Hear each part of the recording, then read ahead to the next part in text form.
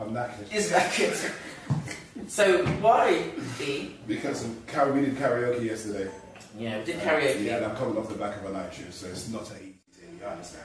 And the thing is, karaoke, right, there wasn't like loads of people, but the energy last night was off the chain. I agree with that. So stay tuned in until a bit more. Wait, I can't wait. It was so exciting. But guys, welcome to the Let's Talk show live on the Chalk Hill Community Radio Station. The Chalk Hill Community Radio Station is all about keeping the community connected. Today's show is sponsored by Lloyd Montague of Forever Living. Lloyd, thank you so much for the top up of my favourite tooth gel. But guys, when was the last time you did something for the first time? And Big E? Has he forgotten? No, Is it me? No, it's you. What is it? Yeah. What is it? It's the Let's Talk show. When was the last time you did something for the first time? And of course, have you been living your best life? I always have. I need to wake him up. That's not normally how it goes.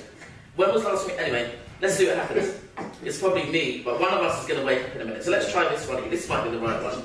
It's the Let's Talk show where anything can happen, and I'm Big E. And Big E? It usually does. Okay, so it's Big E. It's me that's sleeping. So if I'm not off during the show, it's me. I was thinking, why is he not responding? And we do that. We've been doing that every week for about 7 years, but not to worry. The Let's Talk show, of course, is the real talk show. So today's show is entitled Let's Put Pen to Paper. Let's put pen to paper. What is that all about? Find out a bit later. Stay tuned in. What is it all about? Let's put pen to paper. In fact, that sounds a bit weird because people don't really talk so much about putting pen to paper because everything's digital. But today's quote goes simply like this. If there's a book that you want to read, but it hasn't been written yet, then you must write it yourself, I guess. That's a quote by Toni Morrison. So if the book hasn't been read, hasn't been written, then you need to do it yourself. So often people come up to me and they say, oh, you know what you should do? Oh, you know what needs doing? And sometimes I say, great idea, so why don't you do it? Because they expect those that are doing things to just do some more, right? But I urge anyone who hasn't done anything new to do something new. So E, have you done anything new? Not, to be honest, not really. I mean, it's like just your everyday go work, do this, do that. You know what I mean? But I'm not, it's not new, but I've been doing something. I've started a boxercise class. Yeah, you said about that. Yeah, I started a boxercise class with a friend of mine, and it's been really, really good. And the even better thing about it is when it's free. Fantastic. So guys, you know that my thing last week, or maybe the week before, was that I have started walking. I've joined a walking club. And I used to walk like 3 miles a day, every day, for 5 days. And then sometimes some more on top of that. And I haven't been walking for a really long time now. And so I'm pretty much out of shape. And I was suffering with walking envy because I have a physical challenge that prevents me from walking. But this week, guys, I am asking for you to join me. So it's a challenge for you this week. I'm asking you to join me on the walk, the walking group, Nines Health and Fitness Club. I must say, Omawale started before me and he's lapping and lapping, but I'm not in the race for winning, I'm in the race for the endurance. Yeah. I say that now, but I am. Yeah. And I'm asking 10 people to come and join me this Tuesday from the hours of 6 p.m. until 7. It is just for an hour. And the walk is just around the park, so you're not going to get left some way down the high road. And it is just everybody walks at their own pace, but it's great, it's fun. People talk, you meet new friends and have great conversations, and you feel wonderful at the end of it. So that's down at the Jason Roberts. E, you did that walk, didn't you? Yeah, I did the walk and talk, yeah. I did it with Nines a few months ago. It's really, really good, nice. You walk. By the time you're talking and you walk around the park, you don't even realise that you're doing the laps. Yeah, and then when he said to me, oh, we finished, I said, what? You know what I mean? We just started. But because we were talking and, you know, discussing all sorts of topics, it's a really, really good event. Mm. And also it's really good for your emotional well-being. So, you know, like myself, I wasn't able to walk for a while, and that impacted me both physically.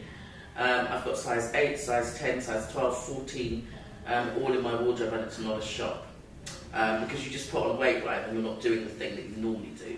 And then there are other people who have stuff, you know, we've got stuff going on, And so coming out to walk is good, but to walk and talk sometimes feels even better. So it's Nine's Health and Fitness Club, and his mantra is teamwork makes the dream work. It's a walking and jogging club for those of you that are able to jog. I can just about walk around there. It's every Tuesday from the hours of 6 until 7 p.m. That's at the Bridgestone Arena, NW10 8LW. So guys, if you want to take on the challenge, message me here on 07956 548 781. That is also the telephone number for today's show if you want to get involved. Okay, so talking about new things though, we know that our wonderful friend Anita Whitaker, who has also been a guest on our show, Yes. She's opened this really new space, which is about an eyesight from where you are. Yeah.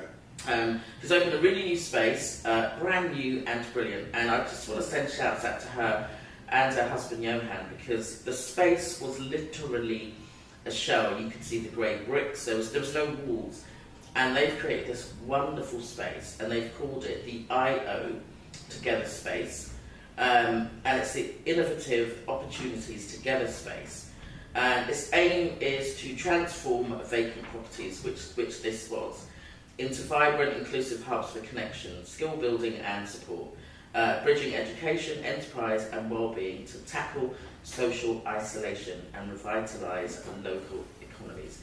And I would say they have done just that. It's a wonderful, wonderful space. So if you want to hear more about that, that will be fantastic. So Edie, you think you're going to pop down and see it? Yeah, I mean, I've sort of like popped in and out. I saw them doing some of the renovation, and from what it used to be to what they've done, I was like, wow. It's lovely, isn't it? It's really, really good stuff. And it's a little bit hidden. Did you see it by accident, or did you kind of... Well, when I was driving past, I saw the work. They were both outside doing some work. I was like, I need, this a new space, and we're fixing it up. And exactly just telling about the new project that they're doing. Yeah, and I was like, well, listen, all the best for you guys. If you need any support, you know we're there for you. Yeah, I love it, love it. We're also joining with Roots FM. Roots FM is kind of like our cousin station, our big cousins, because they've been going for a really long time. And on the 5th of May, we're going to be having a street party. So we've managed to have Crown Hill Road locked off from 9 in the morning until 9 p.m. Wow. There isn't any publicity yet, but that's going to be coming out this week. But why not come down and join us on the Bank Holiday Monday? The event kicks off at 12:30, probably finishes about 7.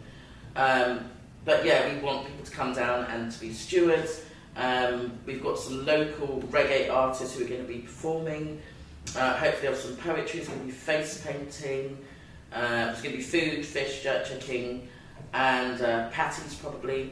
I believe Hawkeye's opening his shop kind of partially for the day, and the guys at Roots FM will be having a street party, and we'll be joining them, so I'm looking forward to that. You up for that, E?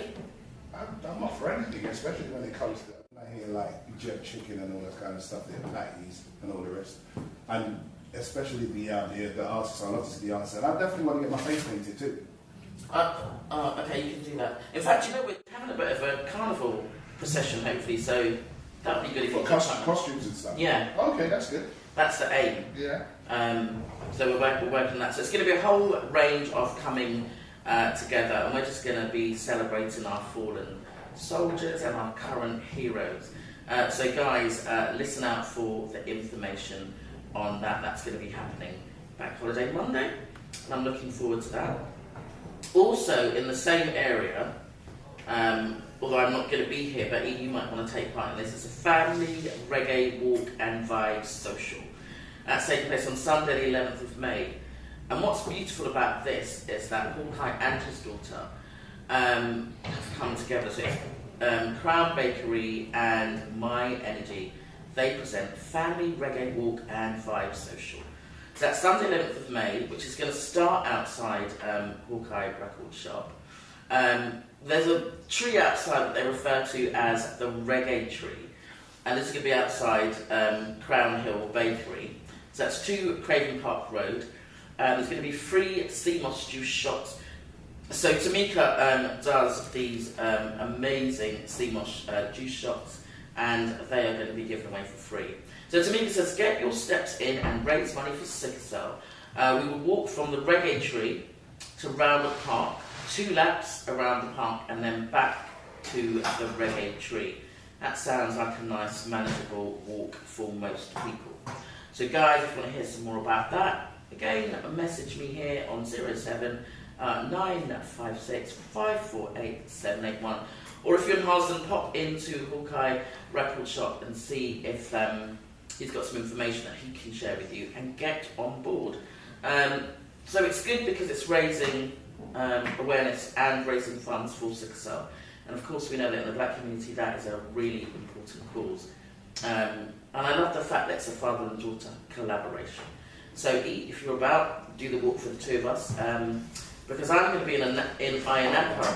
Okay, yeah, sure enough now. Oh, am I? If I said that, I've told you before. Yeah, I told I told you I was going to set up a GoFundMe page last night for E to just treat him, but he didn't want to go. But yes, we're going to do karaoke in Ayia Napa. We're going to be there from the 6th to the 13th. But the event, I think, is from the 7th to the 12th. So those of you going to Ayia Napa, I cannot wait to see you. And those of you who are not going, I don't know, it might not be too late. So I'm excited about today because yesterday at karaoke, it was just so wonderful. I mean, I laughed till I had to start running because I thought I couldn't contain myself. We had the Rappers Delight crew. That was Big E. Big shouts out to Priscilla and Omwale. Omwale, I gotta say, you nailed it. But it was the funniest. It was like live at the Apollo. It was the funniest thing I have ever seen, and you guys really made my night. So whose idea was it to do that, E? It was Priscilla. She came up and said, do you want to do Rappers Delight? And I said to her, well, I don't mind. I said, but we're going to need a third person, so get Brother O involved because he likes to do a little bit of Rappers Delight. And we've done it before. And she's like, okay, but I didn't realise that Priscilla didn't know the words. And even though the words are actually on the screen, she just still didn't know them. And she was in the middle. Omwale was looking at her from the left. I don't know, you look like you was laughing. Well, I was, because from the very beginning, when Omwale said, I know you have to tell a story, when we did it the first time. Oh, yeah. Because the first time round when we did it, he said, I didn't give anyone a chance, I just did the whole thing. Yeah. Looks like you needed to yesterday. Exactly. No, actually looks like you need to do 2 things. We've got to give Omwale his props. Yeah, he did. He properly nailed it. Yeah. And also big shouts out to DJ Piper because he held up the night, and we had special DJ guests, Rizzy and JB. Yeah. They were brilliant. And the other thing that made my night is that we had Daddy Ernie from Choice FM. Yeah. Daddy Ernie, Golden Buzzer, definitely. Golden Buzzer, man. Yeah. He sung My Way, and he really sung it his own way, and it was so good.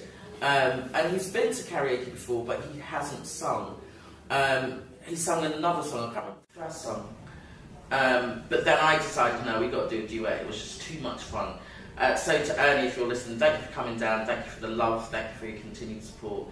And thank you guys for all of you that showed up. We had Sister J Africa, and she came towards the end, but brilliant. Wow. Yeah. Brilliant. Yeah. And birthday celebrations, April, wow. Big E, DJ Piper, Sarah of Venus Promotions, Susan, who's also part of the team, Peter, and then there was other people who celebrated yesterday. So it's a wonderful night, and I should be tired, but actually it's probably going to hit me when I get home. I'm just so full with the fact that it's wonderful, and raffle prize winners and all of that kind of thing. So E, what do you think you enjoy most about karaoke? You know what? It's just the fact that people getting up and having a go. You know, I mean, because we're not really looking for singers, we're not looking for performers. No one's winning $100 grand or a record deal. Yeah. Everyone's coming there, have fun, And just, if you're going to talk the tune, talk the tune. If you can sing the tune, sing the tune. If you do a bit of both. If you do a bit of both, do a bit of both. But the whole thing about karaoke is about having some fun with things that you don't normally do. Yeah, because, I mean, sometimes when you're at home, you'll be there, you know, singing away to yourself. But why not bring it in front of a crowd? You know, and it's not a crowd that's going to, you know, You were nice, yeah, it's not Saturday night at the Apollo where you're going to get dragged off with, you know, with a hook. You know, that's not going to happen. We do laugh though. Yeah, of course, it's fun. But in a night, or maybe it's me that laughs, but we do it in a really nice way. And I actually like the ones that can't sing but look like they can really sing. That's me, I can't sing, but people think I can, and I say, no, I just look like I can. Because I don't really care, it's about letting go, it's about having fun. So guys, if you want to let go, if you want to join Big E, the only thing I want to say is, Brother Owale, yeah, he turned Rapper's Delight into gangster rap. It was off the chain, people, seriously. Well, he's not tuning in now, but I'm going to make sure he hears the show back. So, E, last night we heard this track, and we loved it. So let's kickstart the show with a different version of this track. Tell us what you think, guys. Let me just see, because we've been having some real issues with the internet, so let's see what happens. Okay.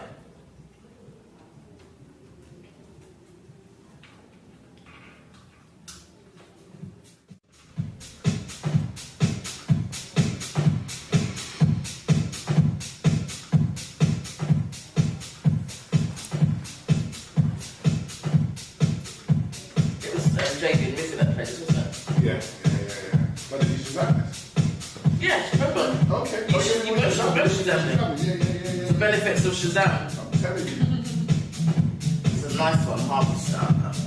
And so guys, if you were tuning in live on Nico TV, thank you for joining us. Why not tell your friends, tell your neighbours, tell their friends, and why don't you put some comments in the comment section.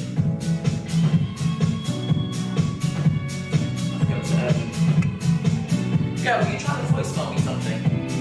Gail, were you trying to voice note me something? No, I didn't use so that I can message you when it off. Not sure what that means. No, I added you onto my WhatsApp and I called my mistake. Oh, she left a voice note for me, you know?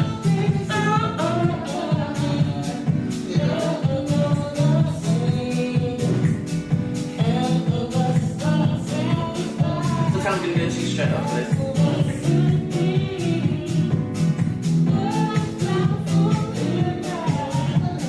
He hasn't got an energy sometimes. There you go. When will there be a harvest?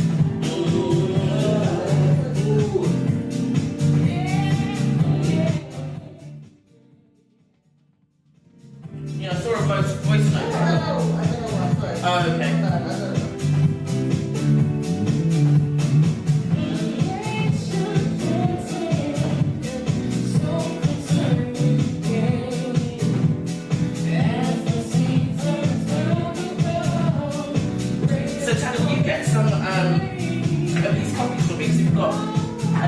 Coming up soon.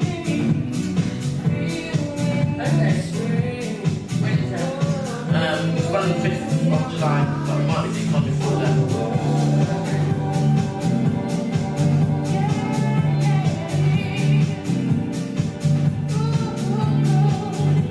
How do I say? Is it Biddy?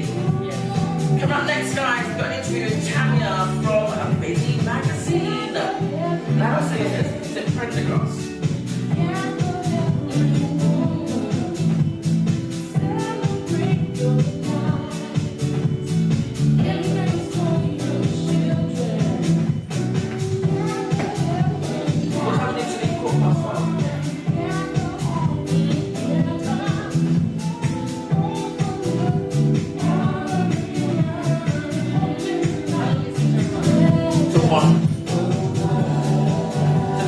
Get together, take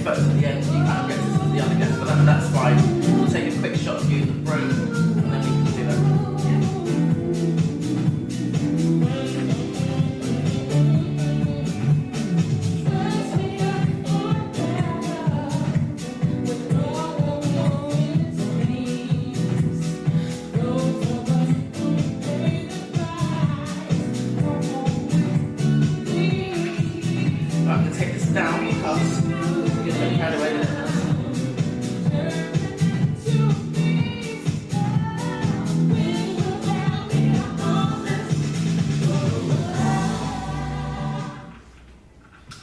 Got to take that one down, guys, and get a bit carried away. Yeah, that's a long one as well. So look, it's a big tune though, isn't it?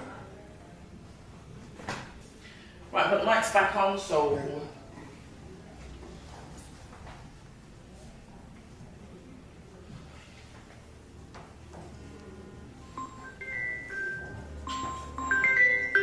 Is that you or not?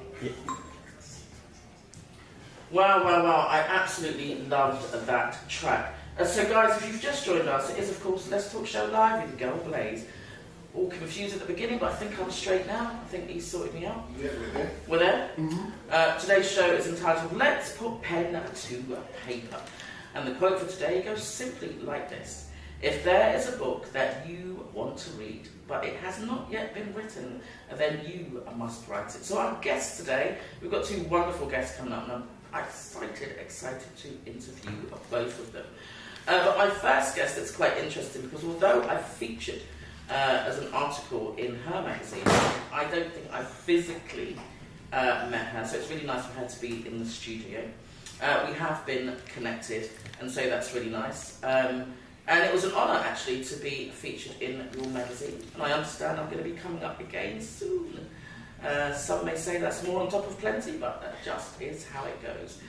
So my guest today, Tanya Prendergast, is the author of Biddy, a black health and well-being platform which is dedicated to empowering communities through knowledge, wellness and self-care.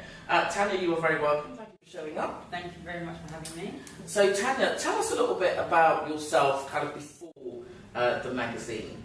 Well, before the magazine, I probably would say, you know, life was kind of like typical for most people. I was interested in sports and fitness since I was very, very, very young, but wasn't really focused on you know, well-being, so to speak. So you're kind of sporty as a young person? Yeah. So I did athletics, netball, trampolining, everything, you know, I was like captain of the athletics team and stuff like that. So... What was your particular area? I love sprinting, Okay. so like 100, 200s, I was that one. Nice. So it was really, really great, and I loved it when I was younger, and then as you grow older, you kind of get out of the habit, but wellness wasn't really a factor that you kind of mature into, do you see what I mean? Yeah. So I think you just find it very easy to just adopt bad habits and it just becomes normal. Sure. And so basically what it was doing a lot of kind of like reading and studying about all different kind of things which is related to the black community. You kind of notice that in all areas of life it seems like the black community was at the bottom, so whether it be, you know, economically, whether it be health-wise, whether it be all different kind of like areas in society, you feel like, yeah, you know, we seem to be at the bottom, it felt like, you know, politically, etc. And I thought to myself, it just seemed like there was like a specific attack on black health, and I couldn't put my finger on it, but it seemed there was like a specific thing when it comes to black health, and not just here, you know, just in other countries, in the US, everything. And so one of the things that I noticed was that in the black community, obviously we do have high rates of high blood pressure, etc., diabetes. And a lot of the time we think, you know, runs in the family, and a lot of people talk about that. But that was like, actually, from my understanding and from my reading, it was more like, actually, it's also lifestyle as a factor. Lifestyle is a big contributing factor, which we have to also remember. And, you know, when you read statistics or you read about like the health in general in this country, you know, you might read that a certain percentage of people maybe, you know, get breast cancer, but then actually you have to look at it from the black perspective specifically. The statistics are even probably higher, even worse. So when you even go to do research on it, it's like the research isn't specific to the black community, so it kind of gives you a false understanding on how prevalent diabetes is or how prevalent breast cancer is, you know what I mean? You're not quite clear. So I thought, you know what, as I'm doing research and figuring things out, I just thought, you know, actually more people would actually be interested in this. So then that made me think, actually, let me make a website, let me make a platform where the health is looking at health, but specifically from a black perspective. So the information is already looking at black statistics, or from a black perspective, a black understanding, a cultural understanding, and making sure that it's like really like speaking to the black community when it comes to, again, understanding health, wellness, and how to be proactive with your health and how to be proactive with your wellness. So that's how it's really come about. It's my own genuine interest. But then I thought to myself, actually, let me make something that other people can also see. Love it, love it. So today's show and some of the shows that we're doing here at the Chalk Hill Community Radio Station is also sponsored through a department in the NHS, which is the National Institute for Health and Care Research. And so the timing, your conversation, your magazine, and the things that you're interested in are very much of interest to us here on the Let's Talk show and the wider Chalk Hill Community Radio Station. And even on a personal basis, this has been my journey for a number of years, doing a very similar thing to you.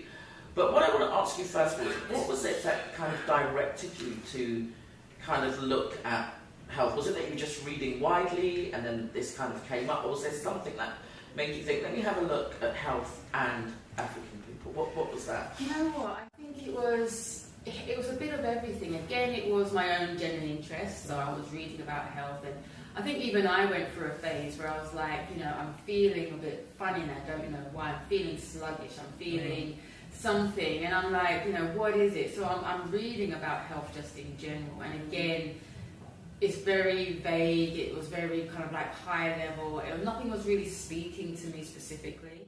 And then when I was doing like a community, like a history course, again, health was one of the things that came up. And again, it was like, why is our health always the worst? And it's almost as though like in history, it's almost as though that the black community has been targeted for whatever reason. And it's almost as though as a community, it's like we're always kind of like pushed to the bottom. It feels as though we're being pushed to the bottom. And health-wise, if a community's health is bad, then it's like, how are they going to prosper? How is a community really going to really do well if X, Y, Z is always an issue? If health concerns is always really prevalent? If the community is constantly dying off of preventable diseases, then how can a community really thrive? Do you see what I mean? Because what's interesting is that it kind of feels that often and always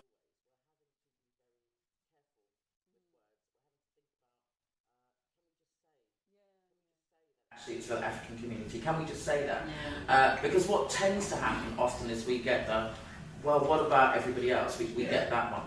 And so it really is an important factor to all of us that you are doing what you were doing through your magazine, through your research, and through sharing. So I want to ask you something now about research, because you've been talking about historically how it seems like, and we're going to do it as seems like, inverted commas, for those of you listening live on YouTube, what it feels like and it seems like. But research actually shows that it is, right? There is research that shows that we are receiving diagnosis at a much later stage than those of our other counterparts, right? It shows the prevalence of, if we take prostate cancer, one that we've been looking at quite intensively, kind of 1 in 4 African men compared to 1 in 8 for Caucasian counterparts, and I think 1 in 12 or something slightly different for the Asian community. And again, it's the late diagnosis stuff.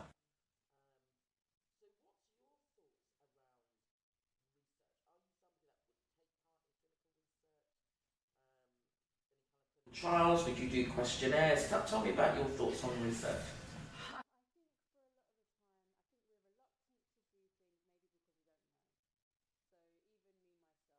It's like, I think there's a reluctance, and I don't blame the community why there's reluctance. Why do you think there is? And again, if you look at like Tuskegee Institute, things like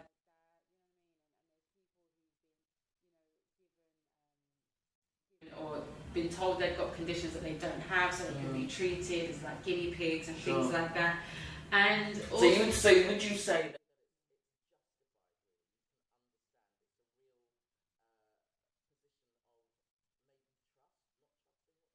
I do think it definitely is a trust issue, and again, it's one of those things where it doesn't mean that it can't be undone, but I think it's about just recognising where we're at, and I think trust is going to be a big.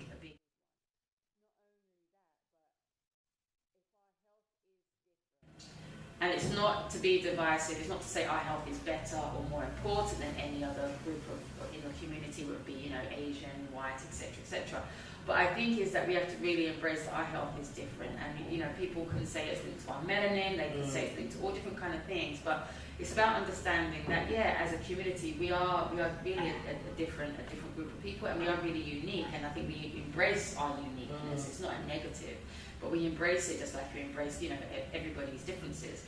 So then it's about an understanding of, okay, if you are going to then be involved in any other trials, then do the people you're doing the trials with, do they understand your uniqueness? Do you know what I mean? Are they really coming at it from...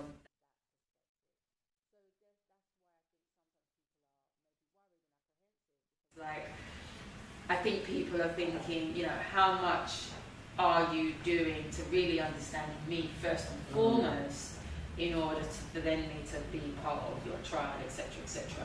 So I think, so like I said, I don't think trust is you know, just tarnished and it can never be built.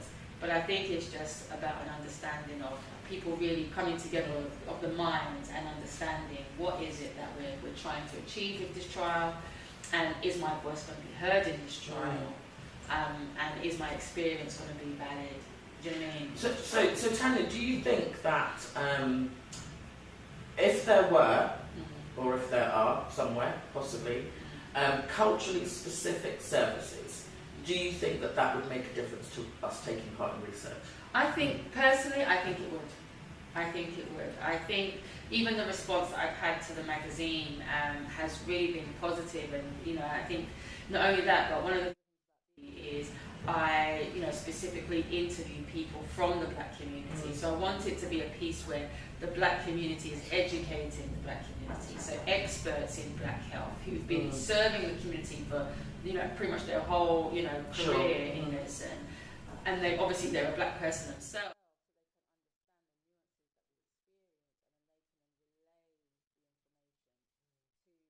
To the black community that really need to hear it. And I find that people really have reciprocated to that. Like, you know, people have really kind of received that really well. So I think if there was an organisation that specifically from the get-go was saying, hey, this is a culturally appropriate study or a culturally appropriate test, or etc., etc., I think more people would appreciate it. Do you know what I mean? Because I think there's a kind of an image, and I will say justified.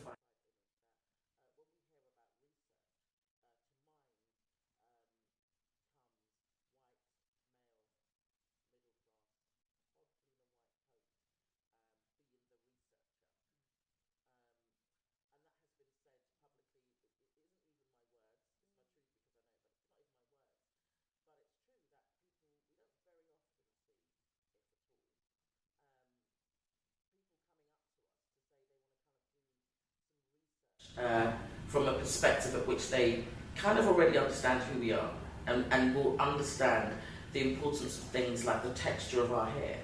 And when they're looking at skin conditions, they, you know, the description might say, your skin look like this. So if we were to answer that question, we'd probably say no. But that doesn't mean that we don't have the condition. It just means that our skin will never look like that.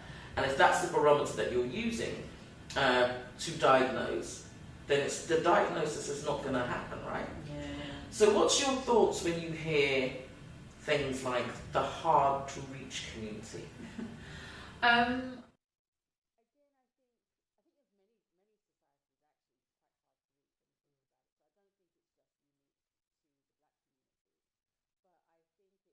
Of, you know, you can never be on the outside trying to kind of penetrate in. It's always going to have to be from within. You know what I mean? So I think the community has to kind of embrace and understand it. Like I said, about what is wellness. The community needs to want wellness, and then from within we can say.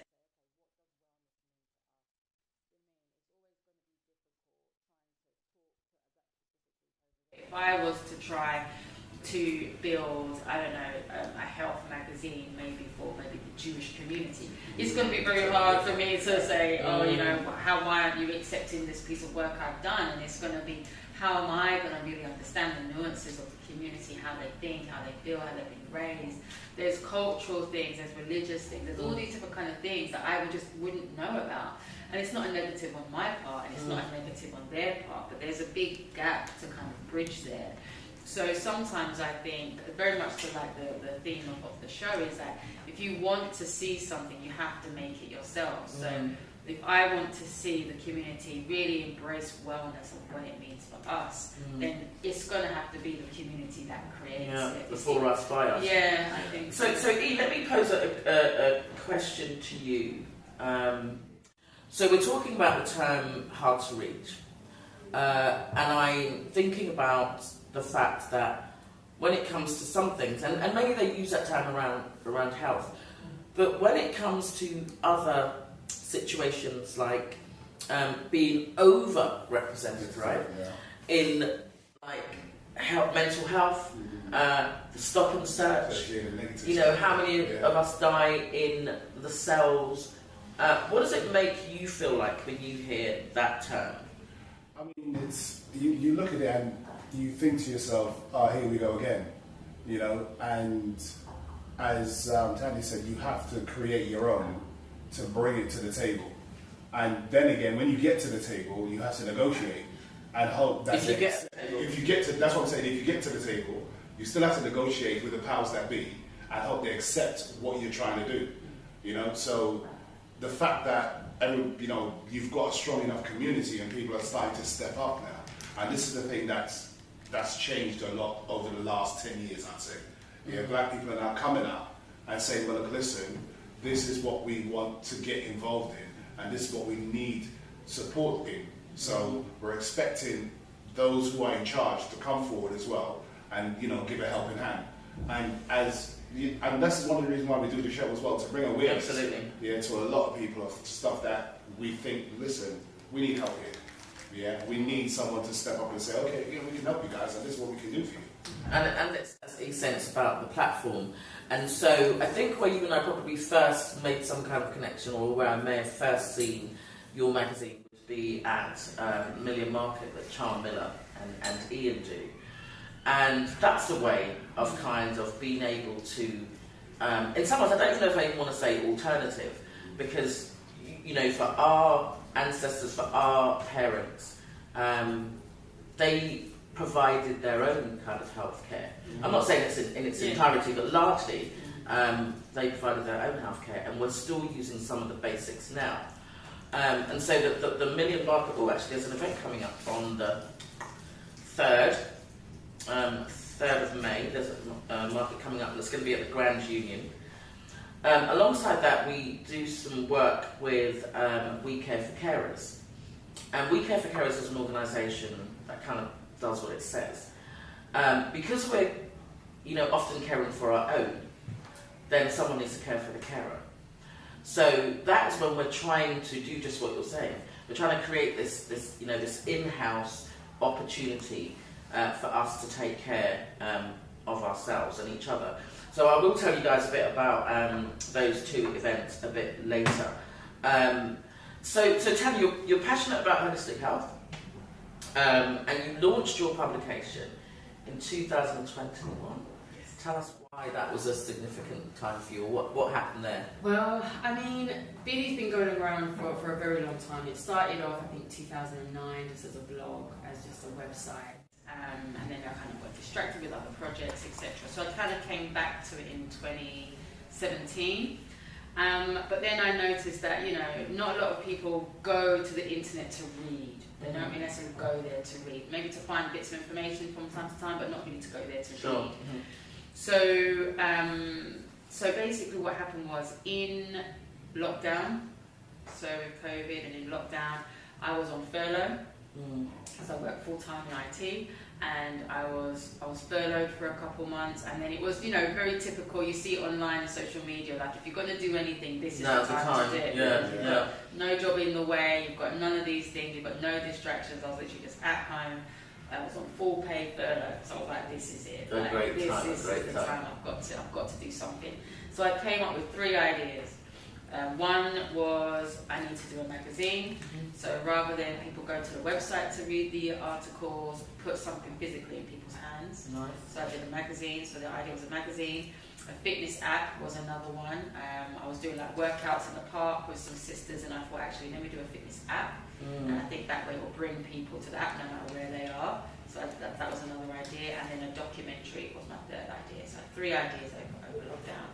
So the magazine was the first one. So the idea came around about March 2020 or the end of 2020, and then I delivered it. Like the first publication came out March 21.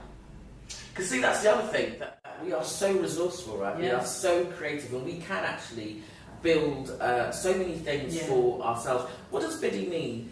Bidii is a Swahili word. Bidii means effort, hard work.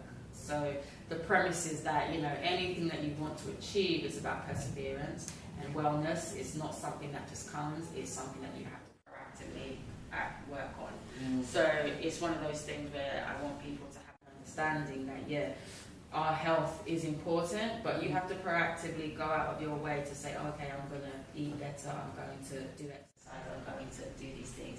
It's proactive, it doesn't just come to you.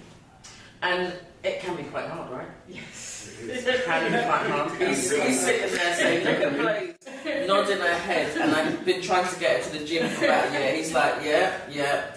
But it's true, because sometimes you can lack that accountability, right? You can lack that motivation. Like you said, it's just become a habit. Even if it wasn't something you were doing before, you can fall in these really terrible habits.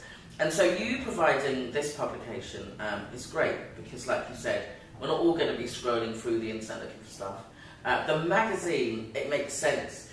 You know, you talking about being in IT anyway, the magazine is so well put together. I absolutely love it. Thank you. It's a great designer that I teamed up with called Daps, and he just is phenomenal. Big up Daps. It's amazing. And I'm not just saying that because I liked my own feature, but I think it's great, and I think it's really important for you to have some support, kind of like getting this magazine out to many places. I do think that. But you've got 2 magazines now, right? So the next one that's coming out, that one came out last month. So that one's focused more on black women, because March, April, you know, you've got the International Women's Day, Mother's Day, so it's more of a focus on women. The September edition, that one focuses more on Afro hair, so it still has articles on health, but there's more of a feature on hair because September is World Afro Day.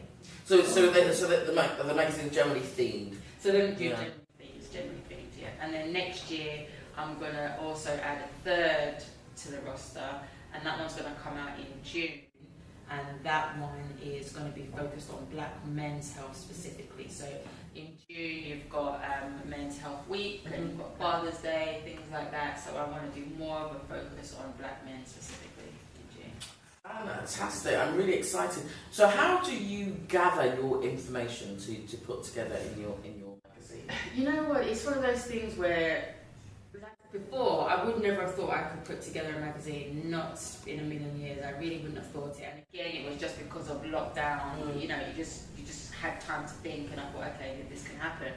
And you don't realise, like, actually, when you first start, you know a few people who are experts in certain fields, people who've been doing health work in the community for a good 10, 15, 20 years. They've got a lot of information in their head. And if anything, for the magazine is also just an ability for people to speak about a particular topic, and even just mention things that you can go away and do your own research on later. So it's not like the holy grail, like you've got to do X, Y, Z, that's in there. No, it's just a genuine conversation with somebody who's an expert, and they can say a few things that you might go, actually, I want to go look at that, and then the information is there for you to go and read extensively about it in a bit more detail. So they're literally the first, that first article, the first magazine, sorry, that I published in March 21, I think had about 5 interviews in there. One was a sister who had a fibroids organisation. Another one was an article on there just about the hair care industry and the chemicals that's in the hair care industry. Another one was an interview with raw foodist Darren, and it was just about the importance of understanding why it's important to get more raw fruit and veg into your system. So this was like, it wasn't, you don't have to necessarily go hugely far and wide. There's a lot of experts actually within our community. Sure. And then, as soon as you do one magazine, then you find new people. They know, the experts that you interview, they know other people. And it literally has just grown and grown and grown. And then you end up in just a community of people who are experts in particular fields. So I've had the pleasure to meet a whole load of people. I've interviewed some really great people. I recently interviewed Leon Marshall from the Hidden Science Academy. Yeah. I think he's going to be at the event on the 5th of May, 3rd of May, for the Week Care for Carers. I must catch up with him actually. I interviewed him at one of Charms Market, but it's great to get him on the show.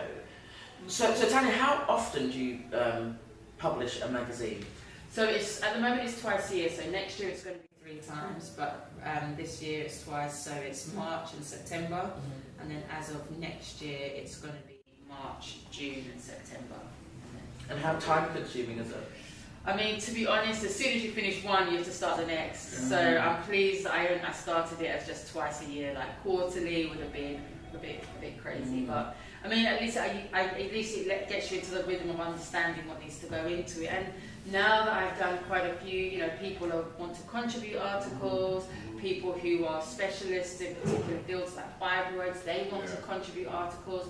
So, it's actually been really great to then actually now start to have people who I can give some of the articles to, they can contribute, which takes them the workload off. So, and so it's starting to really build a momentum. So which is good, which is really good. That's wonderful. Interestingly, A5, size A5. Tell me about that. Because the thing is, the idea was I wanted to give something that people could just quickly have in their hand, read on the bus, read on the tube. Do you know what I mean? So I thought, okay, let me do a nice cute A5 size. So I like the size. I like the A5 size actually. So I think I'm going to keep it like that. I think it's going to be more pages, but keep it an A5. Because I think the A5 size doesn't look too intimidating either. You look at it and say, I can read that. That's true, isn't it? Yeah, it doesn't. That's true. Because there are some people who love reading. I used to walk and read and cook and read. It was ridiculous. I don't get to do that so much now. But I would have a book all the time. I couldn't go to sleep unless I was obsessed with reading. But there are some people where reading just isn't their thing. And I think people learn differently. And I think the visuals are just superb. It helps. It really does help. Because the thing is also, it's I think I want people to, I think sometimes, it may be something that we do as our own community, to ourselves, etc.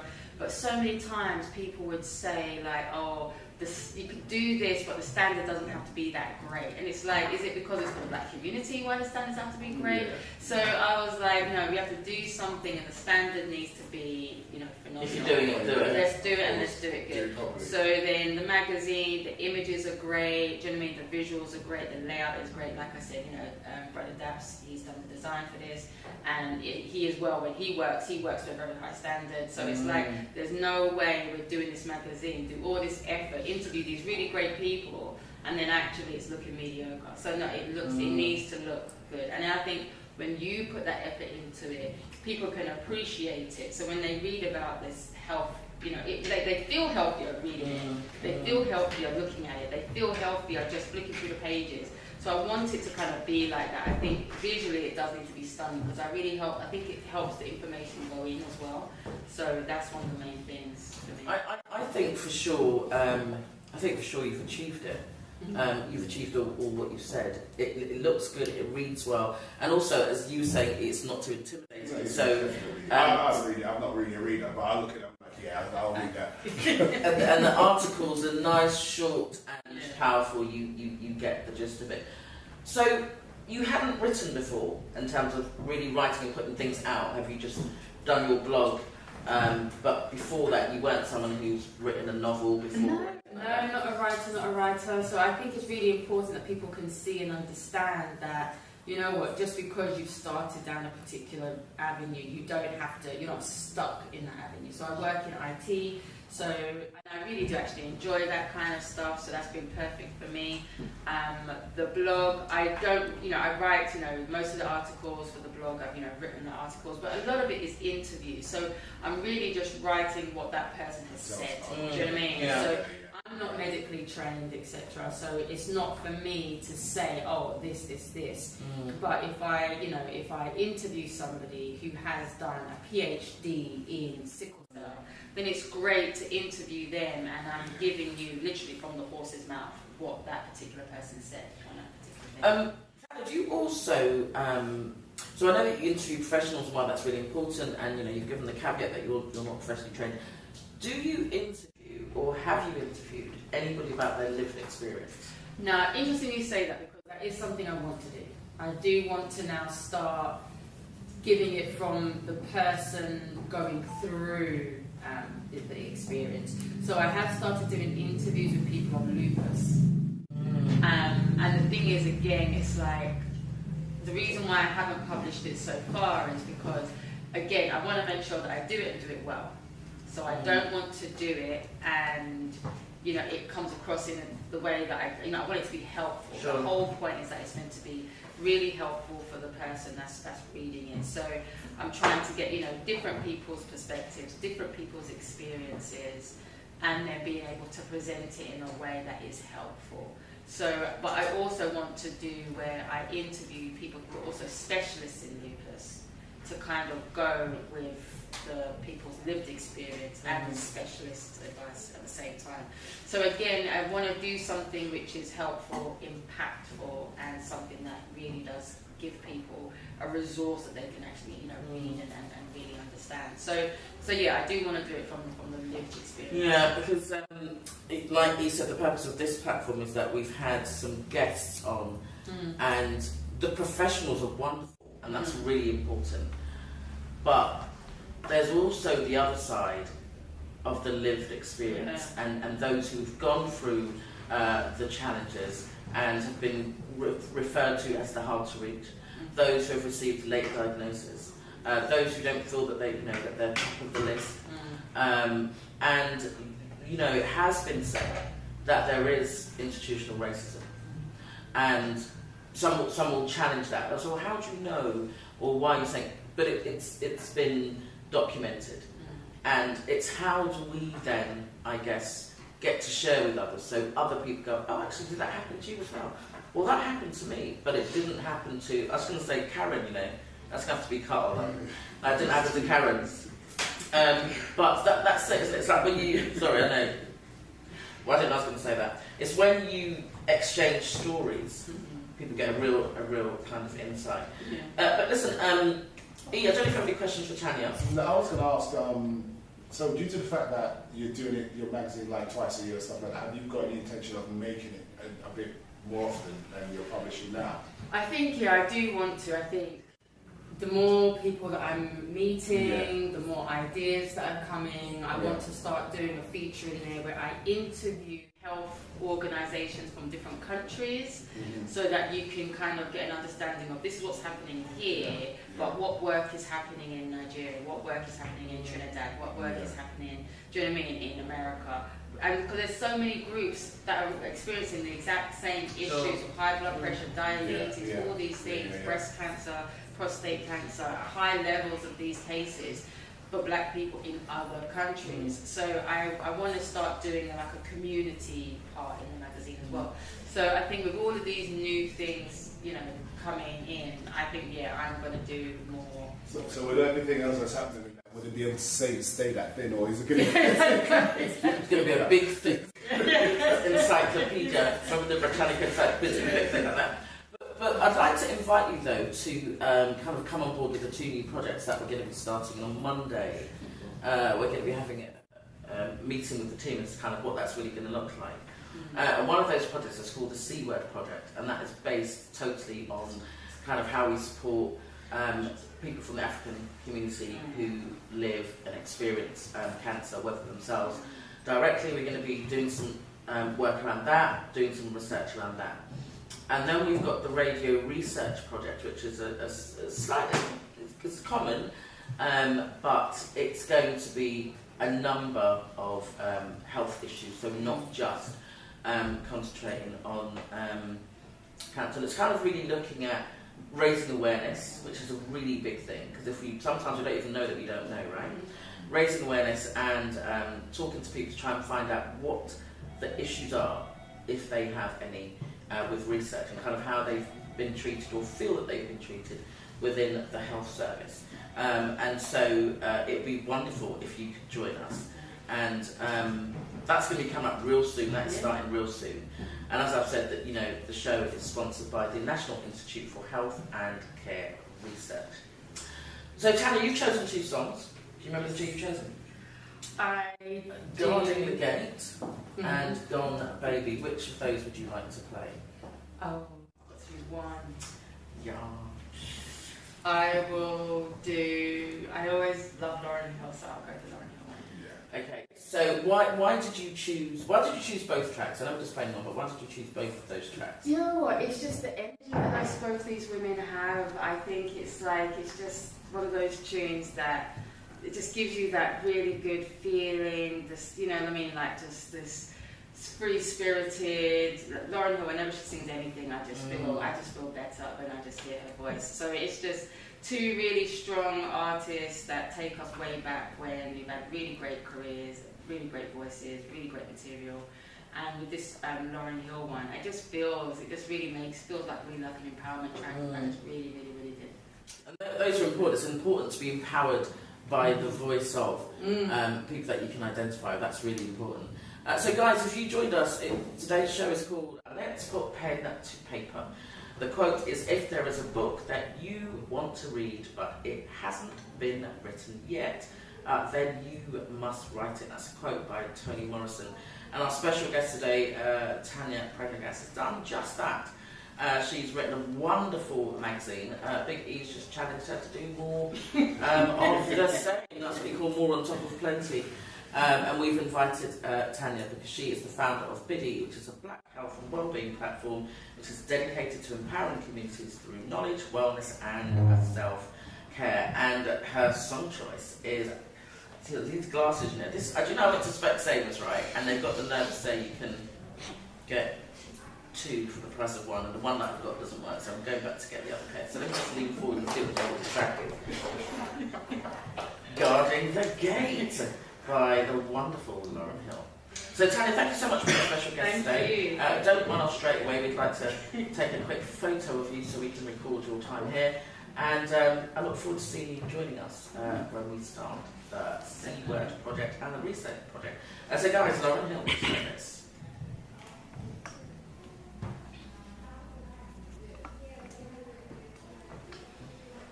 I got these glasses and I can't see. We forgot to ask Tony how to get hold of the magazine. Huh? How to get hold of the magazine. Oh yeah. When we come back. Yeah, you can ask me. Come back, sweetie. Get ready, honey, I'm up next. She's very patient. I just want to sleep. Just like you're at home listening to the radio. Come on, darling. Do you want me there now? Yeah. I told her Natalia, I've got a link for you. Have you got what? Oh, very cool. Have you heard of accents in Atlanta? No, but there should be some jokers that said, yeah. There was some jokers the other day.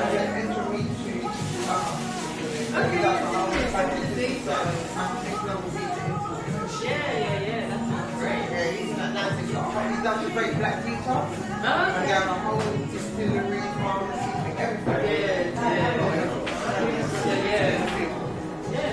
And he'll say, You didn't bring your box, did you? nah, Tanya, thank you you so much. That was wonderful. Thank you. Look at this magazine. Yeah, I like that. Yeah, it's great. I think so.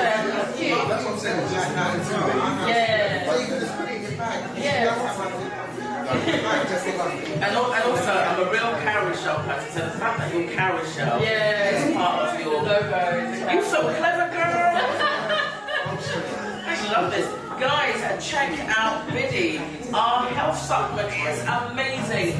www.biddy, that's B-I-D-D, 2 I's, I love that spelling, .co.uk. Make sure you check out Tanya. How amazing is she? It's wonderful. Yes. Thank you so much. Bless you. I'll stand up over here somewhere. This is your also community, darling. So guys, we're currently playing Lauryn Hill. What a fantastic track.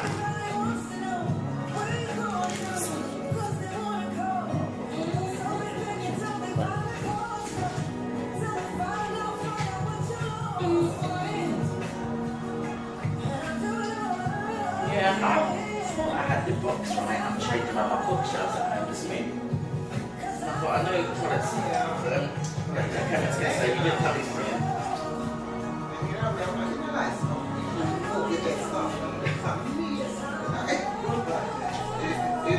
You like why we don't bring that? But even if I said to the book,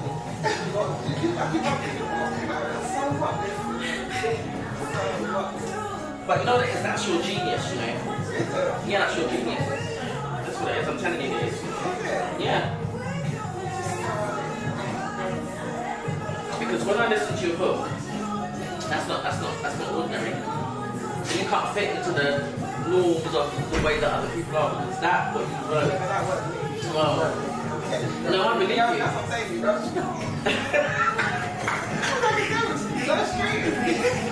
He's like straight as you.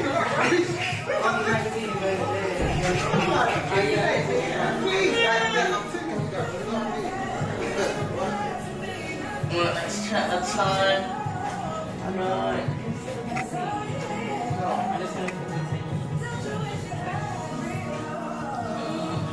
But yeah, tell him, you need to get some of those magazines to me as well. Yes, definitely.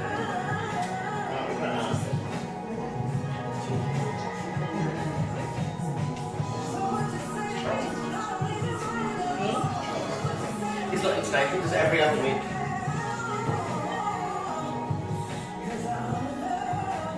Chalk Hill Community Radio Station, playing for every generation. Are you a Brent parent with a new baby or infant up to 2 years old? From Are you not? breastfeeding, Not breastfeeding. and postnatal care, play and play sessions, plus a wide range of You'd have thought, anyway, you know what I was going to ask you to say something, I forgot. centres in Brent. Because one of your children really look like you, I'm surprised you didn't. Twin. Parents and those with babies and young children, there's help with parenting Right. and breastfeeding. It's a cross support for parents Travelling far and wide. to manage their own I was thinking back about your book launch. centres across Brent. Remember I did the this week? yeah. See, you forgot it. Yeah, no, but you did. I was like, did I do So straight? you Wasn't did it? do twisted. No, I did straight. And I was like, did I do straight? Did I do twisted? She uses the word dotish, but she gets dotish in cool. But every time she says it, just reminds me that makes me laugh. You say dotish. Yeah, but no, she's a Trinidad. Yeah. Yeah, it's not even Trinidad. Pass. But we say dotish as well. Yeah, a lot of people still got islands say It is a Caribbean. Yeah. Jamaica don't say They don't say it. no, but we do, like Trinidad, Grenada. Yeah. The thing is, we had that. Yeah, my dad was always saying that, right? And when we went out South no that says that. But then I realised actually, but when you say it like now, I think it's hilarious. From drop-in breastfeeding clinics to Right. to stay and play sessions. So guys, I'm going to put the mics back on, so we need to bring the conversations to a close. Wellbeing centres in Brent can Or mine or something. family in many great ways. Huh? Sign language. So then, Of health, education and welfare support is available to every parent and infant to give you the best start in life. There are 8 family wellbeing centres in Brent, so there's one in your local community with the support for everyone, even the dads. So, there's lots on offer at your local family wellbeing centres in Brent. Find Find out more about the support they can give you and your families on our website at www. Hey, Londoners, are you ready to start your next educational adventure? Welcome to City of Okay, I'll put the mics back on first.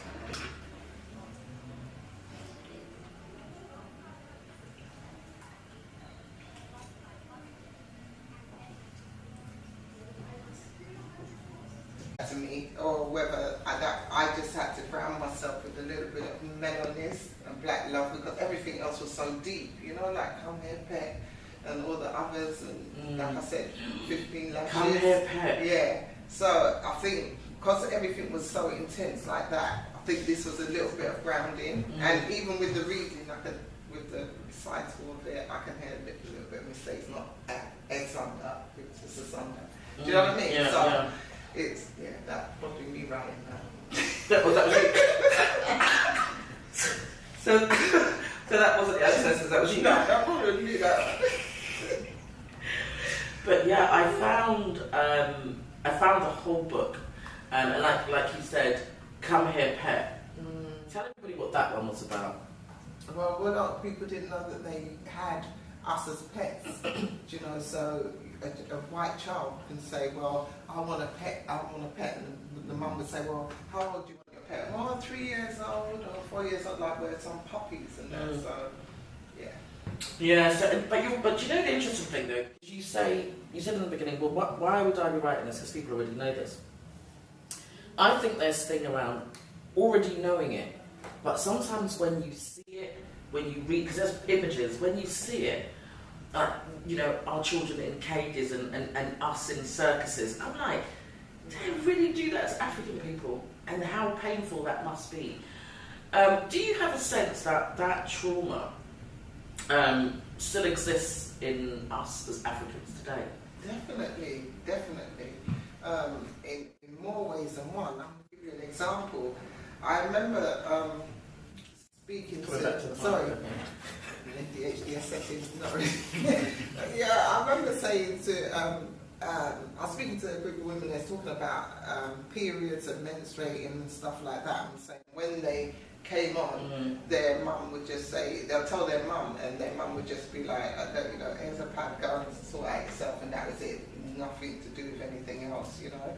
So they thought their mum was really cold and horrible, and then their mums tried to treat them some kind of way after that, and just stay away from men and that kind of thing. And I said to them, when you look at it, it's the trauma that's in us from the plantation, because when you was on the plantation and your mum knew that you were starting to see your menses, what she would do is try and hide it, tell you not to say anything, because she knows master's going to come, put you up for breeding, rape you off, all that kind of stuff. So I said, because that's been brought down, you don't know why your great-great-grandparents did that, and your grandparents or whatever, but it all stems from the root of that. Yeah. Because if you look in, you know, countries even like Burkina Faso, what they do, it's a whole rites of passage. When you start your period, what you do, they have a big parties, a big celebration, everyone's excited, so you look forward to it. Do you know what I mean? Yeah. So it's not an African thing for us to be treating people like that. But we know during slavery on the plantation, we had to hide it. Yeah. So that's and couldn't carry out what we refer to as our rites of passage. Right. So no one's counselled us about these things, you know. So it's bringing that kind of awareness back and understanding. Don't have your mum up or your grandmother up. Let's look at the root. Let's unpick what really happened. The traumas that they're carrying. They don't even know why they're doing that. But I guarantee you that if you ask them, that was done to them, and it's done to their mum, and it's done to us. Yeah. Because I think what it is, it's true to say that we relive that what we probably have already gone through however many times. And so I know that in one of your books you were talking about the likes of Harriet Tubman, etc., and all of those women who do wonderful stuff. And when I really think about that time, I kind of go there. In fact, I had a track I was going to play. I go there, I'm in that space, and I'm going to play this track because it takes me right there. It's called Stand Up, Cynthia Efraro.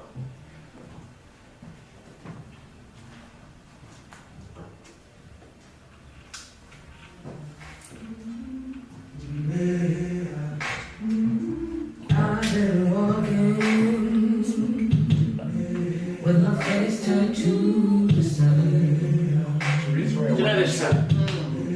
I see people sending it around with the black women doing the thing, you know, like on Instagram, and it was going to this In my garden.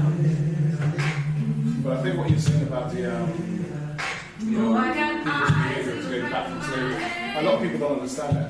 Because sometimes I say to them, listen, regardless, because people wonder, oh, yeah, black people, they behave like this and they behave like that. You have to remember, our natural behaviour was taken away from us. Yeah, and that has come down from the generations to the generations. So right now, we're sort of like just still finding ourselves. We're still finding ourselves. You know what I mean? We're talking about 400 years. You know what I mean? You know how long it's going to take us to even get into the bit of it? Yeah. Because we've not even had counselling for this. Not as a community, not even as, you know, speaking to the elders and reasoning. I'm not being needing some therapists, but I'm saying just reasoning. Yeah, because I mean, even like when you look at getting licks and stuff like that, that all stems from It stems from there. It stems from there You because don't that's see all they them. knew that happened to them. They Right. got beaten anytime they did anything Right. wrong. So as soon as you do something wrong, Well, sometimes they beat us so we wouldn't get ourselves in more trouble. Right. Keep yourself quiet, don't move, don't. Yeah, it's So that that's as how well. they need to protect us all the time. Yeah. As well, our families. Right.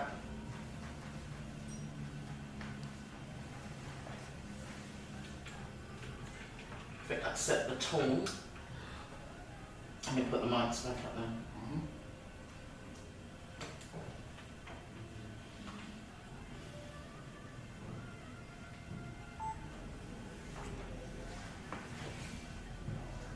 Churchill Community Radio Station, playing for every generation.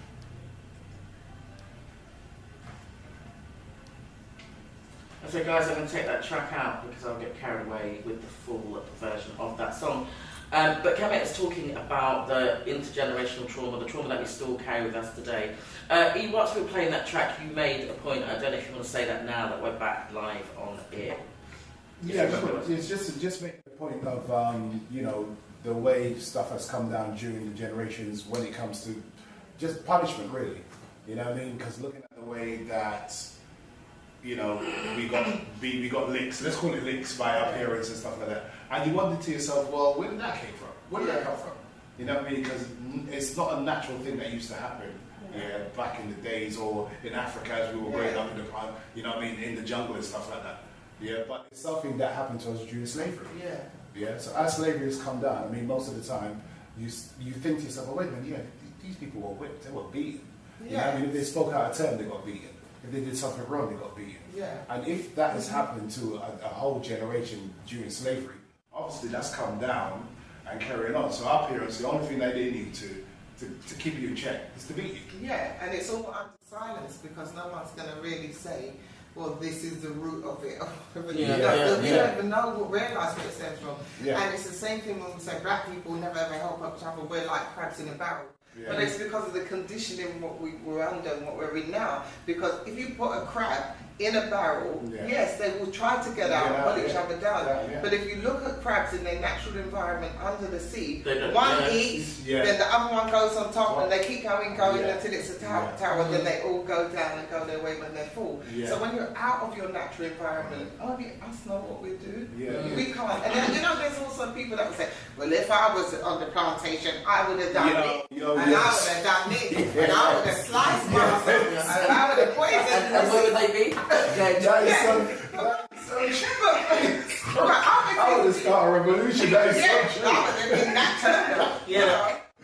Or Harriet Tubman. I always say, look, I could actually see amongst us who would be the Harriet Tubmans, who would be the Nat Turners. So half of you that's talking that jargon, you wouldn't be but the old coon on the plantation. But I said it's understandable because I can't say, although I'm revolutionary and I've got that spirit, I can't say I would have been like that on the plantation because I might have been so frightened. No, you would though, because you're she would. No, but then again, because that's where she come from. So I think that was me. You come back. This is when we're talking, though. You know what I mean? Because at the end, as you say, you could be the superhero when you're talking it. Yeah, you can talk a good game. You know, you can talk a good game, but can you play the game?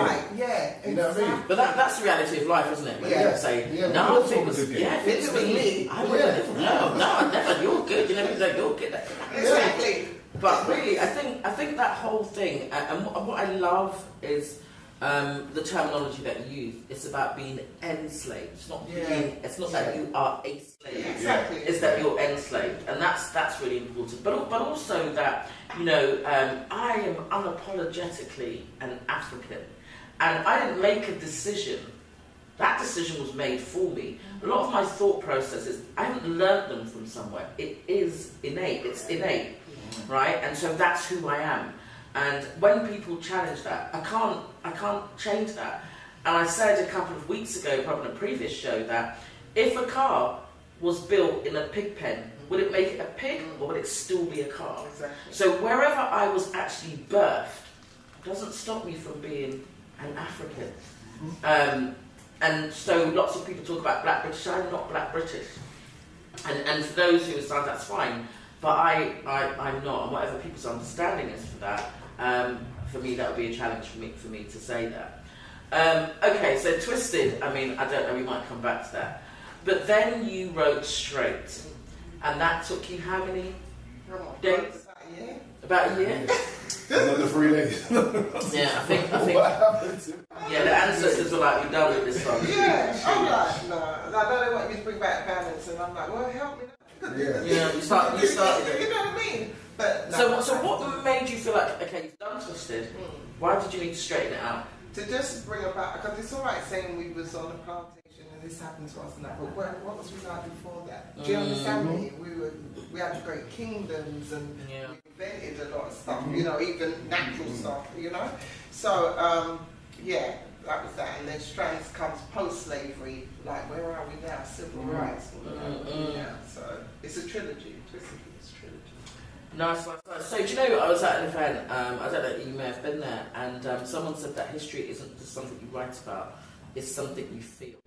And you say a very similar thing, right? And that really resonated with me.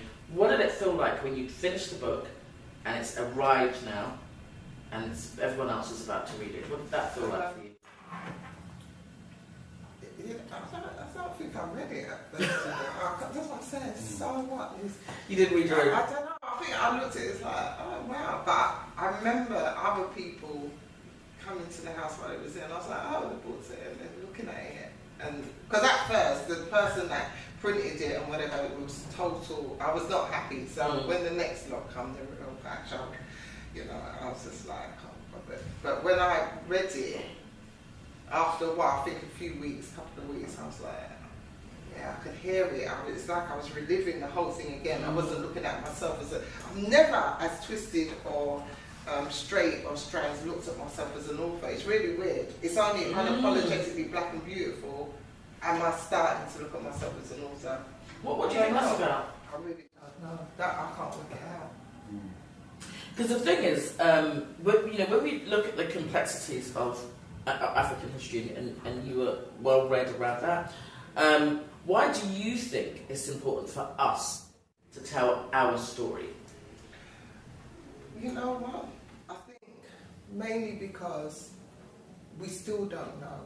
All in the big 100th century, we still don't know. Do you know? And there's so many coons around, worse than ever on the plantation. It's very It's somebody that has no acceptance of believing that we were great, that they believe that everything we went through was self-inflicted. They're quick to say we sold our own. Do you know what I mean? You sold your own. That's the first thing they say, to kind of take the onus on the white and Arab and everybody else who enslaved us. So, and even in today's society, they're quick to say everything negative about us as a people. We're killing ourselves. Yeah, then they're black people, by the way, that say that, but never about any other race. They're not as quick. Do you know what I mean? They're so anti-self. They're the ones that be on the plantation that will say to Master, when he says, oh, I'm sick, and he will be, there's one that's good old Uncle Tom.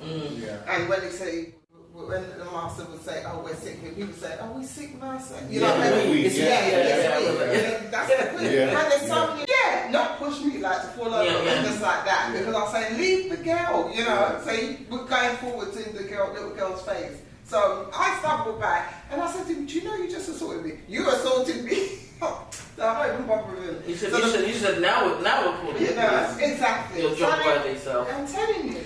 So back to the school files. So school files. So what happens is, so you could be 90 years old and someone says you assaulted him. They'll go right back in the court at that school file from when you entered to see if you had any bullying or assaulting people at school and all that. So it's so important. And I say to parents, don't just look at the file. Make sure you sign each page, date it. And they like to slip papers out when you're not there, put them back in. Really? Yeah. So sign every page. Because people don't know. People don't know that they've got access and that they have the right to actually ask. A lot of people don't know. And all these people talking about, they know about the education system and black children and this and that. They haven't got a clue. They're not telling parents the most important things to do. And for me, if you haven't done that every term, at least if you're not doing it every half term, look at that file. Everybody's got phones now. Take pictures of the pages because they'll slide things out, slide it back in, and continue to always, until they leave the education system, look at that file and question anything and say, but I haven't got a record of that, take that off because I don't know why you put that on there. But That's true, isn't it? Yeah, because sort of looking at that, it's like social media now, isn't it? If you get to a certain level and you're up there, then next minute someone finds That's something. how they do. They know when they talk about school. Like 20 years ago. What's that man? The white-haired man. Boris Johnson. Don't you remember when they're saying he was calling his fellow mates plebs and all that and things at school? That's from his school file at school. So why is that? He was about 12, 13. Yeah. It's crazy. Listen, guys, what a show. I am just super excited. I think we should really have had a 3-hour show with Kenneth, but I know she's got to travel back to Furring. But today's show is called Let's Put Pen to Paper. The quote today is, if there is a book that you want to read but it hasn't been written yet, then you must write it. Kemet went one step further. She did more on top of plenty. She's actually written 3 books now. Well, there's a trilogy. And you've got so can we talk about this very nice one? And I remember looking at the exchanges around, what should I call it? Okay, I've had it, right, this is it, this is the final one. I think you and another sister said, gave me the title.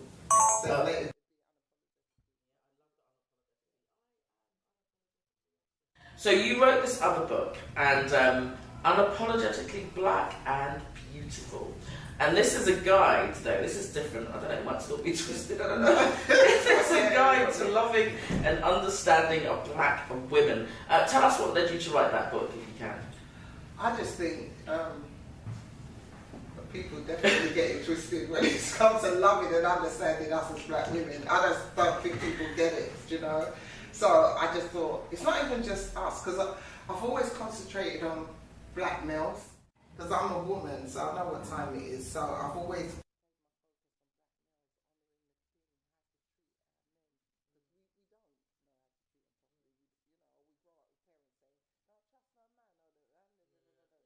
I've always concentrated on that side, but I was like, even though there's a lot of things about women, do we really get it as sisters? And there's this whole dynamics about sisters and how they treat each other and that kind of stuff. So I wanted to always write about us, for not just us as sisters or black men loving black women, but whether it's in the workforce, anyway, you know what I mean?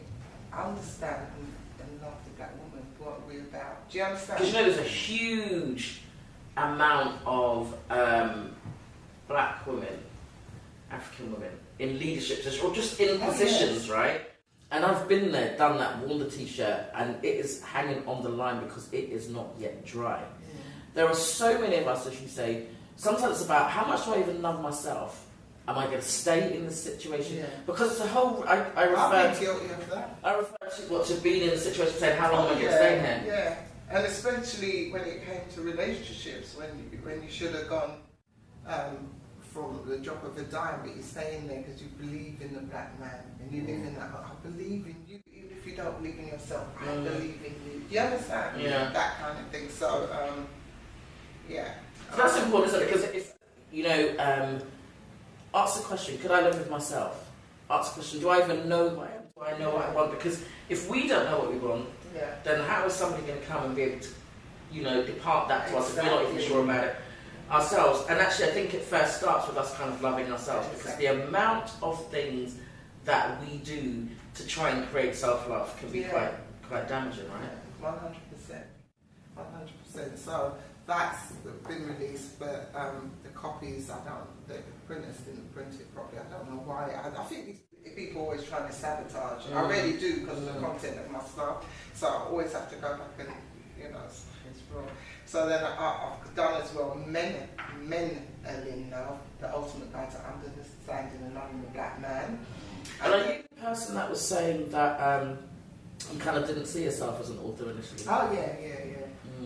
Do you see yourself? You still don't. What do you think it is? What do you think it is? I think just doing. Mm. Do you know what I mean? Because maybe for you that it's not really important what it's called. It's just that you're doing this thing. I feel like that. Exactly that. Because you are a doer. Because you're a philanthropist. You went to about 11 countries. Yeah. In what period of time? Was it about 5 months? Was it? Yeah. No, about 3, I think. Something. Yeah. Well, it could have been 5 months.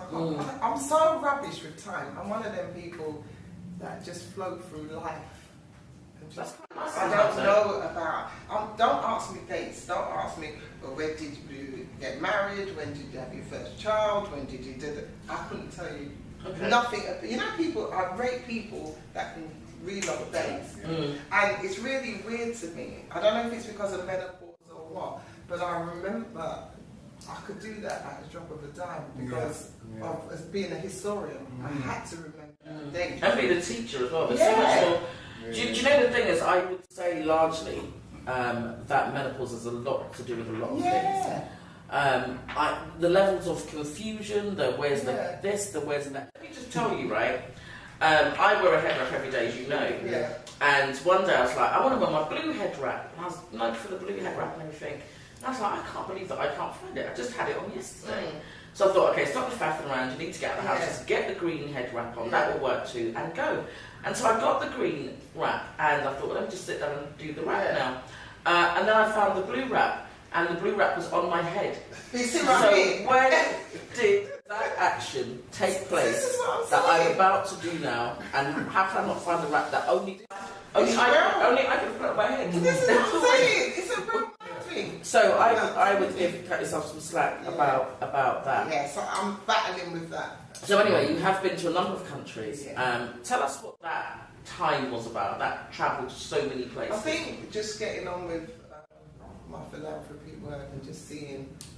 My aim in life is to get to every continent, every single continent, do every single Caribbean island, and do every African country if I can. At least 30 of the 50 African countries. But every Caribbean island as well. The only Caribbean islands I haven't been to is Haiti and Cuba. Do you know what I mean? Those are the only two. Because I wanted to go to Cuba when Castro was there. Okay. And Haiti, every time I wanted to go to Haiti, there was always something. Do you know what I mean? So, But Africa, I've still got a long way to go. I think I've only been about 5 or 6.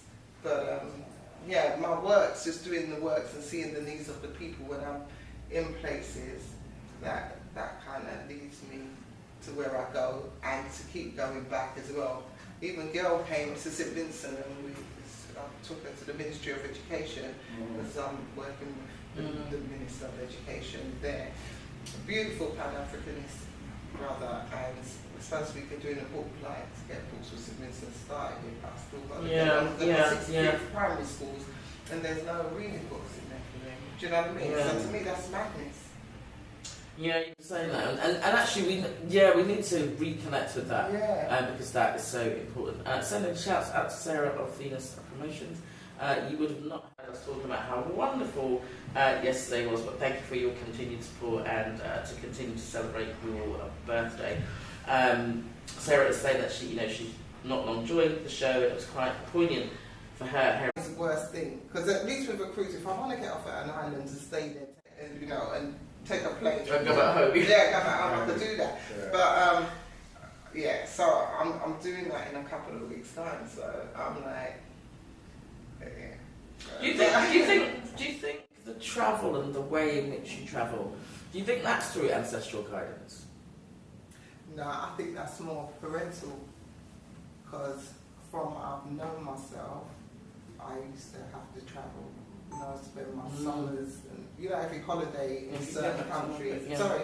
Every vacation from school in a different country.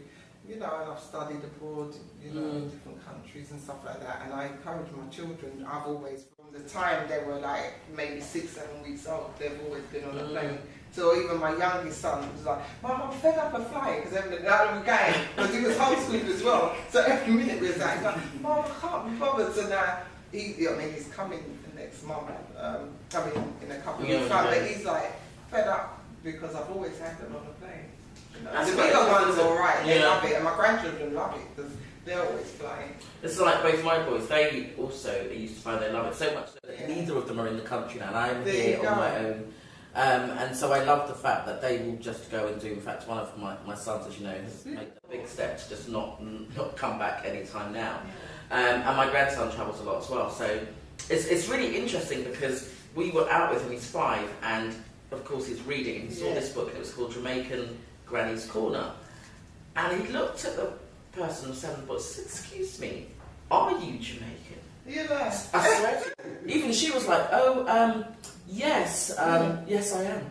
But he just, because he has a sense of what that means, because he's been to Jamaica, and he really understands that, so that's really important. Excellent. Anyway, listen, come on, we can't do 3-hour show, we're already out of time, but I'm just going to stretch it because I can. Because I do I'll want... enjoy myself. That's good, you can stay a bit longer. We're probably going to get Gail in a minute. That'd be nice. I feel lost with actually, that. do you know what? I'm going to drop... Am I going to drop a track? Have I got time for another track? Yeah, I'm going to drop... You don't mind the thing on... Yeah, I'm going to drop a track. We're going to bring in Gail. Gail is the other half of the fabulous Kemet. So we're going to bring in the fabulous Gail. So let's be thankful, just like this. Can we get Gail in? Oh, I know there's only having one person. Can we get her in? Yeah.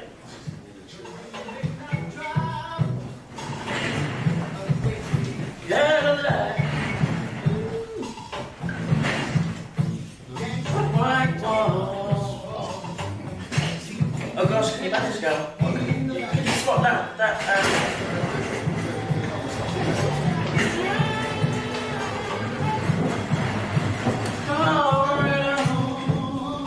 so really going to speak directly into my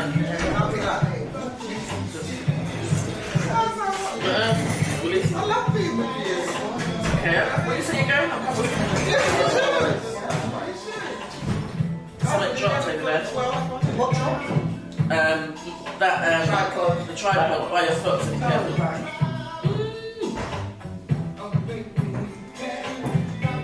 So guys, if you're on the live, thank you for joining us. These are really comments though, so check the comments. So right, let's see if we really want to see if I can get in.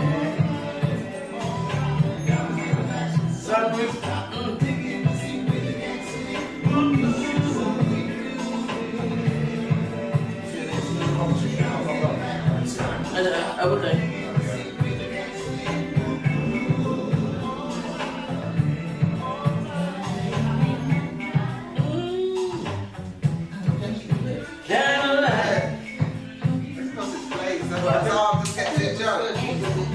What was good? Listen to it. Listen, no, you two. These are the classics. She stumbles a lot.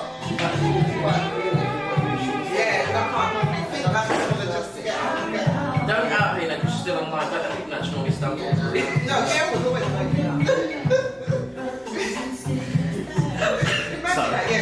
she stumbles a lot. I don't think I'll stumble a lot. Should we take the mic out, do you think? Because I know we're not going to. Well, you still hear us? Will the radio present? Will the people listening on the air hear her? Don't worry. They won't because she's so far from the mic. So you're going to need to speak from your. You can't hear Kemet when she's there. So you've got to speak from your. You got to project. My voice never comes out and thinks loud. I don't know why I'm loud, but Gail's tongue always. Because I was thinking you've got quite a strong voice. Okay, we're going to take this one down and so guys, I'll put the mic back on in the back, sunroof top. one of my favourites.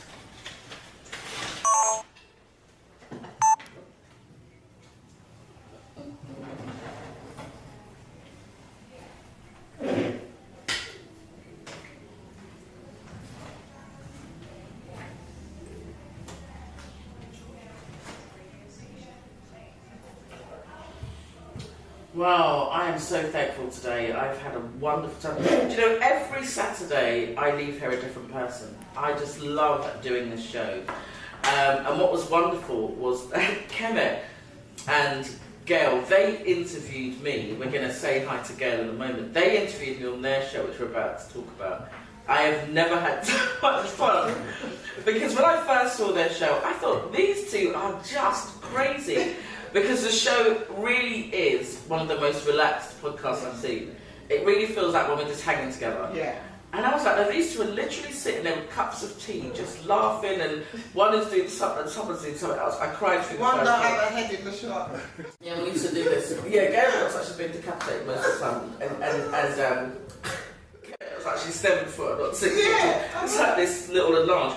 So we're going to work on getting Gail a new chair. But you can see, I don't know if it's a new chair, a new deck or whatever, but she just looks like her chin's rested. And I'm thinking, can you guys see how?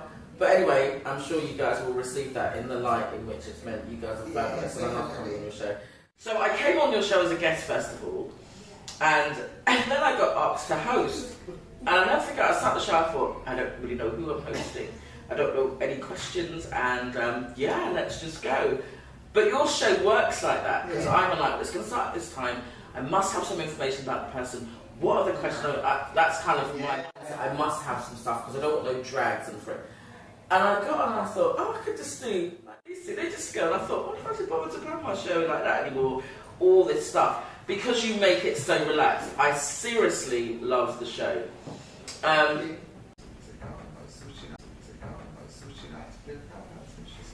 it's always been like dynamic. We've always had great people on. So what we mainly do, started off sometimes us talking, but we interview people from all over the world, all walks of life.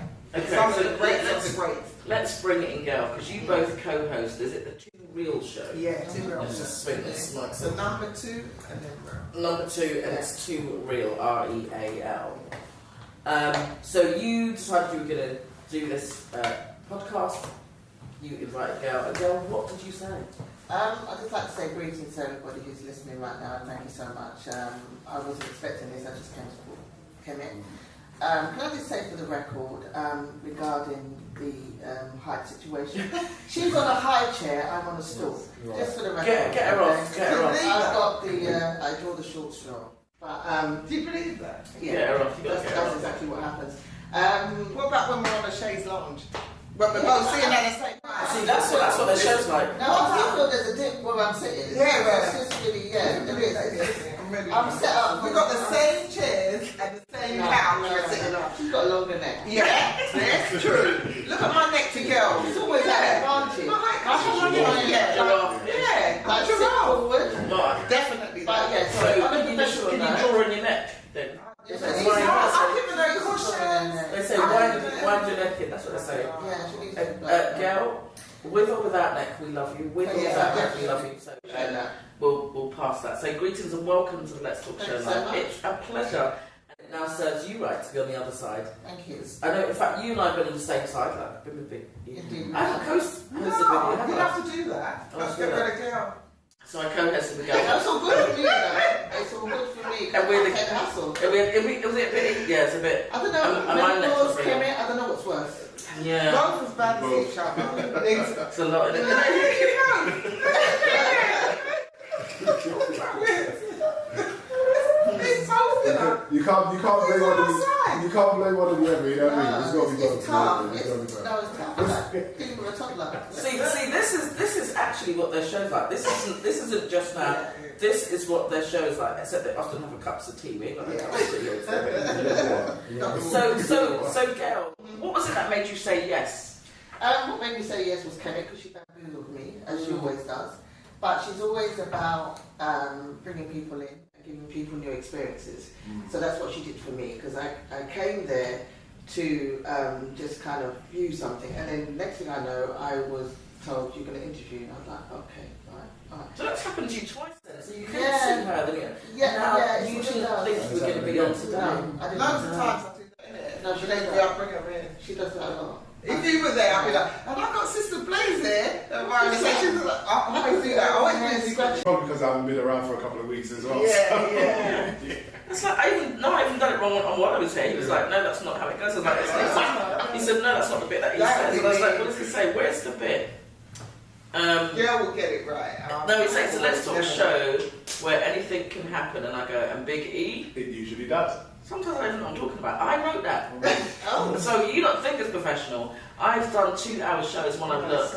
It's not recorded. And I've said to the person, I'm really sorry, there's no recording. See, that's the point though. Sometimes the professionalism is in, you know where you've gone wrong, but Yeah, those because listening you're don't so know. professional. Yeah. With us, they clearly know where we Yeah, everybody knows. Is that what we're all to say? That's okay. No, but you see, Yeah. that's what makes your show. Yeah. You see, all those little bits where it's all natural, that makes your show. It is comedy. If you were supposed to do a thing for bloopers, we'll have bloopers for days. Yeah. For years, Yeah. innit? You should probably do that. You know, you can have so much followers you guys on TikTok. It is. Because I was watching the documentary about Kenny Everett where they cancelled him. Yeah. You know all the stuff that he used to do back in the day. Yeah. It's not politically correct. Yeah. And they were saying when he was with ITV, Yeah. they never had a studio audience. And stuff that used to happen, they just used to, if whatever happened, they just used to go with it. Yeah, They yeah. used to go with it. And that's what made it show so Yeah, popular. popular. And Yeah. then when the BBC took over, they brought in a studio audience. Oh, But okay. he didn't always have one. Yeah. You know what I mean? So yeah. Okay, that's so- what makes a show. You see, you're right. What it is that these guys are thinking about it looking straight and polished. But we just love how you are. You got to be who you got to be. Because even when I'm doing radio presenter training, right, I say to the presenters, do not try to be anybody else other than yourself. Because next week you're not going to remember who You you are. can't keep up that pretend. I definitely can't. Because how we are, this is how I am. Yeah, This is how I've always exactly. been. Yeah. You Yeah. don't- I know my children are probably like, oh, Yeah, you don't go into character. You know, No, I can't. because no, of but you. keep it up. I Yeah, keep it you're up. You know, there ain't no character for them to go into because they are already Yeah, their own main exactly. There you character. go. You know? Thank you. But listen, I've got a message from Brother Shabaka, and he says, "Don't worry. Big up to Sister Kemet. I have both books and recommend everyone to purchase them. Keep doing the great works. Tender work. That's nice, isn't it? Bro Shabaka, thank you for tuning in. We're actually supposed to be off air now. Yeah. So that was good timing. We are so off air, we should really be off air. But before we do that, what's next? Wow, got Unless it's a a documentary coming out. Okay. Unapologetically Black and Beautiful. It's going to editing maybe in a couple of weeks. And interestingly, part of that is filmed where? Here. Part of that was filmed right here. And Yeah. if I don't end up on the cutting room floor, Could you imagine? I have no say in that, but you will be in there. okay. I definitely will say you're in there. No, you So watch me for the documentary. Even that was fun. You couldn't have been here because I don't know how myself and Kemet got through that. Oh, that's crazy. It was too much fun. But I mean, Girl came to the weekend before. Yeah, and that was sure I was just being berated Oh. during the, Yeah. and then we ended up having like a, back and forth. Didn't we? Yeah, we did. Wow. Things like Wow. Kemet makes me laugh. Listen, I'm Kemet, or I don't know. Gail, thank you for joining us. You're welcome. Thank you for having me. Big E, any final? You probably got loads of questions. Any final questions? No, as you say, it's just the fun of it and just being themselves, and that's what makes a show. And the fact that when Kevin said, "Yeah, I'm blocking here because you get enough joke with Blaze," you know? Because shit, I knew. I'm like, that's what you call a natural. Yeah. That's what you call natural. It's not put on. You know I what I can't be mean? anything but myself. Yeah, well, that's it. People give you all the accolades in the world, but your teachings are like this. You know, Yeah, I but you just can't gotta be you. even think if I tried. I Yeah, can't. that's cool. The thing is, I knew that Kemet, she couldn't be the first guest. Otherwise, she'd end up being the only guest. Yeah. So, it was great that we were able to give Tanya some space because I knew there's not enough space Yeah. for That's why Kemet. she's Maybe we should have our own show. Yeah. She should be in it, yeah. She should Aye. have this full 2 hours. Yeah. Some people need an extra hour. And actually, because this week is a week where we don't have someone on, otherwise we'd be outside. We don't have but we need to go. So right, okay. So you had 2 songs. I think you're absolutely fabulous. Anyway, I really do, and I mean that sincerely. But I also like Freddie McGregor. Which of the song choices would you like today? I know one. What was the other one? Revolutionist by Freddie McGregor. Yeah, what's the other one? Fabulous by. Did you miss the whole part? I said I think you're fabulous. That's the no, sorry. I'll take Freddie McGregor. Hey. Fabulous. That one. Yeah. Okay. I like the Freddie McGregor because that's so me. Okay, that's so is Shahid. Listen to Kemet and to Sister Girl who got roped in at the last minute. Thank you. Just thank you, because really, if not you, then not me. And so we kind of got to do this thing together.